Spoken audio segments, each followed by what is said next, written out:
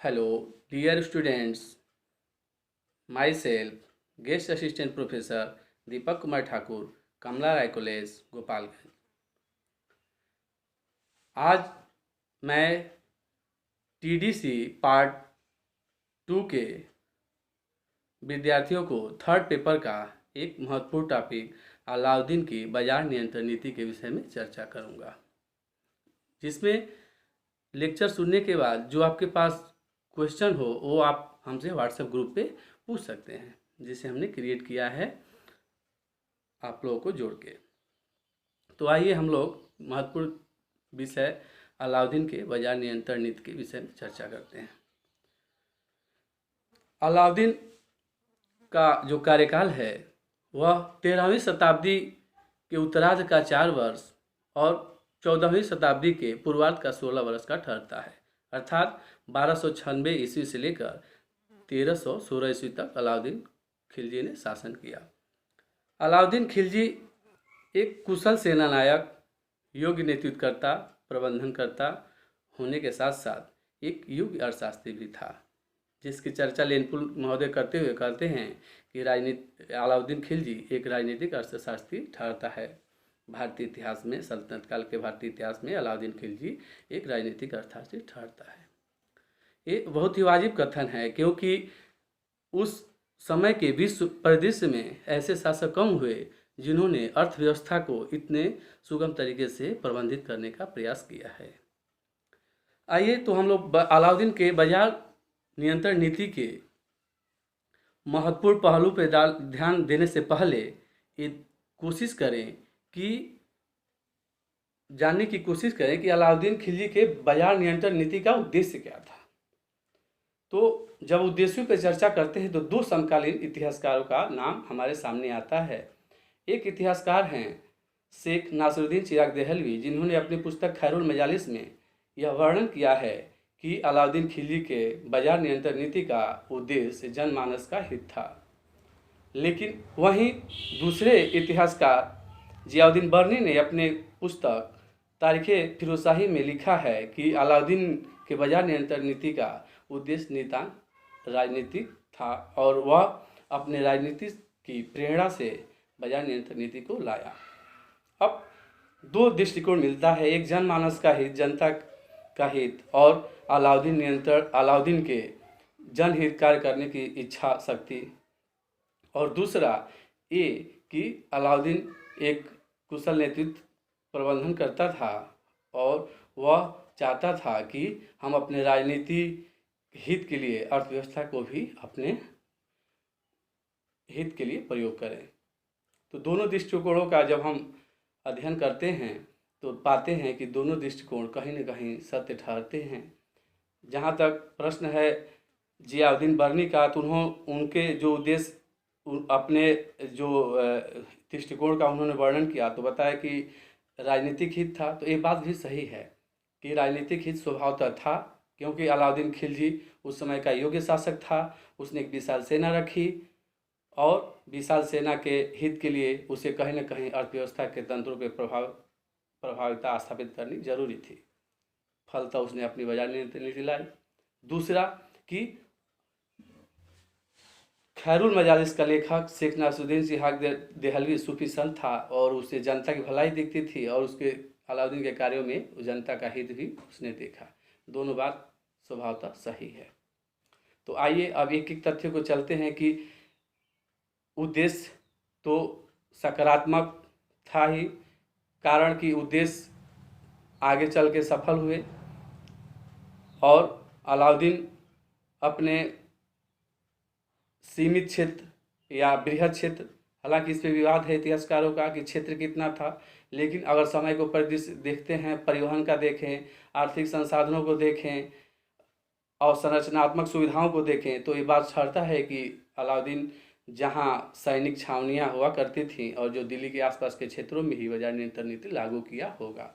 इस पर विद्वान एक मत नहीं है, लेकिन जो आधुनिक मत है वो यही साबित करता है कि दिल्ली के आसपास के क्षेत्रों में ही उसकी बाजार नियंत्रण नीति लागू रही होगी।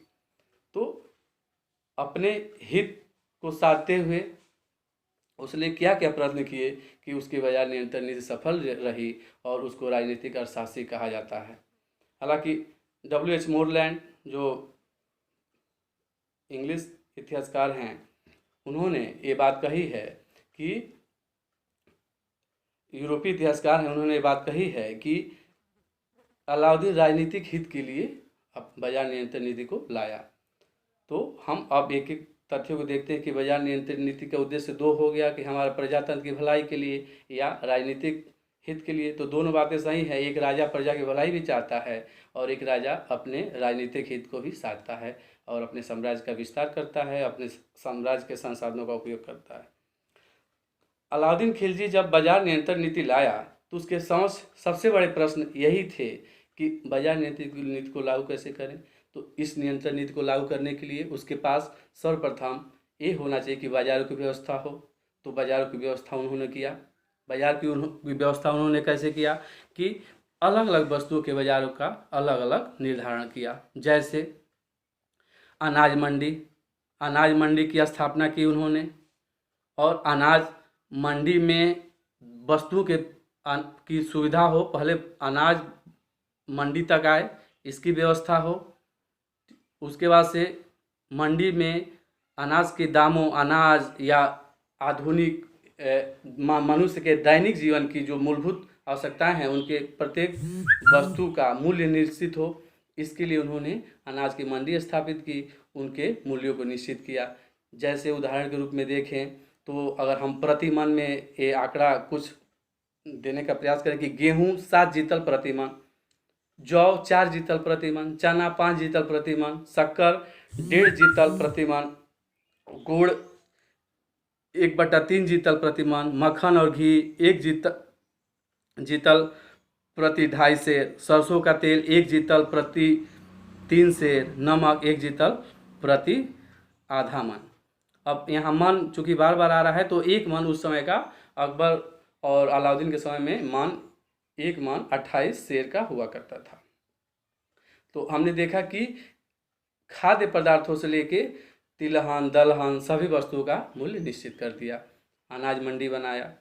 दूसरा एक सराय अदल बनाया। सराय अदल में बहुमूल्य वस्तुओं का बाजार लगवाया और उसके लिए एक अधिकारी की नियुक्ति की। तो सराय अदल में उन्हीं वस्तुओं को बेचा जाता था जो बहुत ही महंगे हुआ करते थे। जैसे रेशम के वस्त्र 2 टंका से लेके 16 टंका तक हुआ करते थे। जो उत्तम खुजे दिल्ली रेशम एक प्रकार की वस्तु हुआ करती थी, वो 16 टंका थी। उत्तम सीरी उत्तम प्रकार था रेशम का, वो 2 टंका का हुआ करता था। तो इस प्रकार सराय अदल में उन्हीं वस्तुओं को रखवाया जो कि बहुत महंगा थे और उसे बाहर से भी आयातित करने पड़ते थे। तो उनके लिए एक लाइसेंस की व्यवस्था करनी होती थी कि जिस व्यक्ति को लाइसेंस दिया जाए और उस लाइसेंस को परमिट बोला जाता था और उसका पंजीकरण करके उसके लिए एक परवाना नवीस अधिकारी बैठा दिया गया कि उसका पंजीकरण कर लिया जाए और वह व्यक्ति जो भी वस्तु लाए उचित दाम पे एक निश्चित मुनाफा पे अपना बेचे और लाभ कमाए। तीसरे तरह का बाजार था जो सामान्य बाजार था। इस सामान्य बाजार में जूता, चप्पल,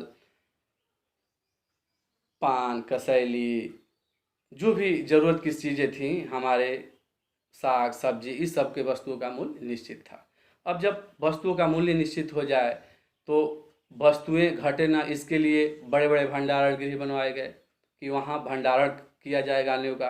और जब भंडारण गृह बन गया तो उसको वापस कैसे किसानों से वस्तु खरीद के आए, इसके लिए किसानों को, आसपास के किसानों को प्रेरित किया गया कि आप लोग अनाज में और नगद में दोनों में अपने गल्ले को हमसे खरीदें और बेचें और कुछ नगद भी दें। नगद के रूप में भी राजस्व वसूली किया और कुछ गल्ले के रूप में भी राजस्व वसूली किया। इसका प्रभाव ये रहा कि अपने भंडार गृहों में वस्तु की कमी नहीं हुई और बाजार में वस्तुओं का मूल्य कभी बढ़ा नहीं।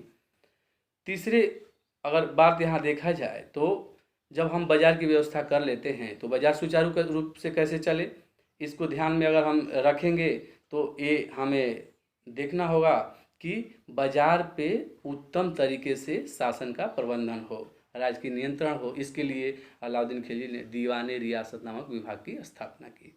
और इस दीवान रियासत विभाग का अध्यक्ष मलिक याकूब को बनाया गया।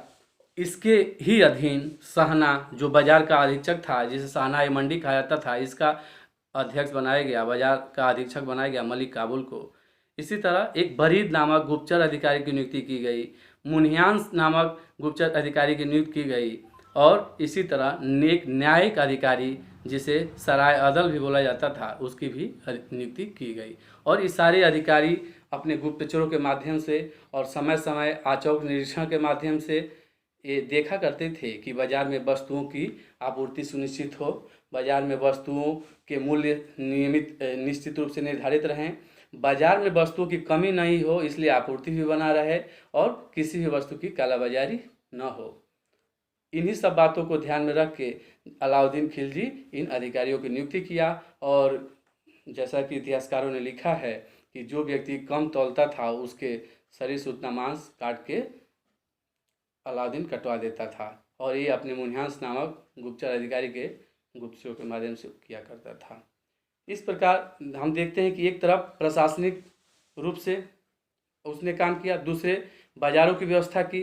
बाजारों की व्यवस्था में घोड़े, दास, मौसियों के भी एक बाजार लगवाया जिसमें उसने घोड़ों का भी मूल्य निश्चित कर दिया। चूँकि घोड़े उस समय विदेशों से आया करते थे, तो घोड़ों का मूल्य 100 से 120 टंका उत्तम किस्म का, और द्वितीय श्रेणी का जो घोड़ा हुआ करता था 80 से 90 टंका, और उससे भी जो निम्न श्रेणी का घोड़ा होता था वो 60 से 70 टंके का मिला करता था। उसमें जो भारतीय टट्टू थे उन सबों का भी मूल्य निश्चित था, और वो था 10, 20, 25 टंका।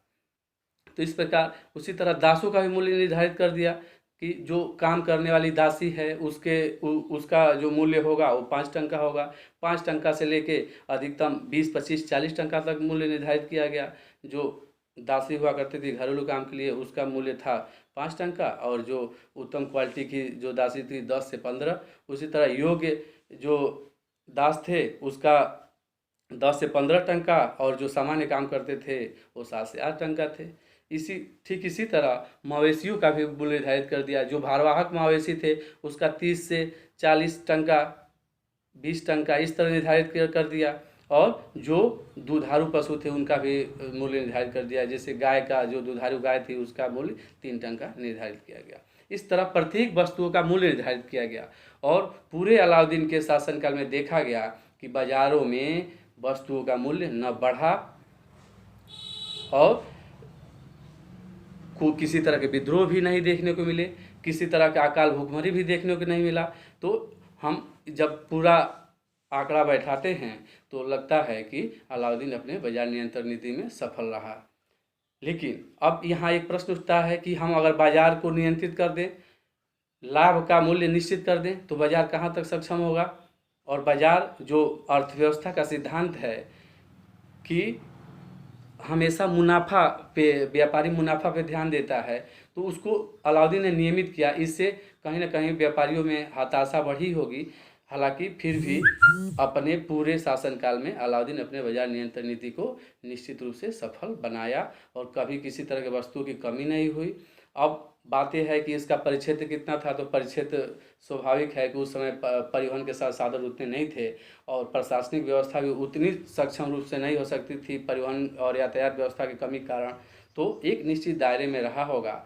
अगर उसके राजनीतिक हित की बात करें तो वो अपने राजनीतिक हित में अधिकतम सैनिकों को रख के और कम मूल्य में वस्तु का उसे उपलब्ध करा के सैनिकों को संतुष्ट रखा। चूँकि सैनिक बहुत मात्रा में रखा, और सैनिक ही मध्यकाल के एक शासन की रीढ़ की हड्डी थे। क्योंकि अगर आपके पास सैन्य बल न हो तो आप मध्यकालीन परिदृश्य में अपने शासन व्यवस्था को उचित रूप से स्थान नहीं दिला पाएंगे, और न तो अच्छे शासक साबित हो पाएंगे। दूसरा जो जनहित की बात थी, तो अगर कहीं वस्तु का मूल्य निश्चित हो, भले ही उस सैनिकों के लिए किया गया हो, तो उससे सामान्य जनमानस भी लाभान्वित हुआ होगा। किसानों के वस्तुओं को खरीदने के लिए राज्य उत्प्रेरित हुआ होगा, और इससे किसानों को भी कुछ लाभ हुआ होगा। लेकिन अगर अर्थव्यवस्था के सिद्धांतों को देखा जाए तो एक कहीं भी उचित नहीं ठहरता कि वस्तु का मूल्य निश्चित कर दिया जाए। फिर भी इतना तो कहना ही पड़ेगा कि अलाउद्दीन खिलजी एक अच्छा राजनीतिक अर्थशास्त्री साबित हुआ अपने समय का, और इस प्रकार उसने बाजार नीति को एक उत्तम बाजार नियंत्रण नीति जैसे एक उत्तम व्यवस्था को लागू करके अपने को राजनीतिक अर्थशास्त्री कहने के लिए इतिहासकारों को एक मौका दिया। जय हिंद, जय भारत, धन्यवाद।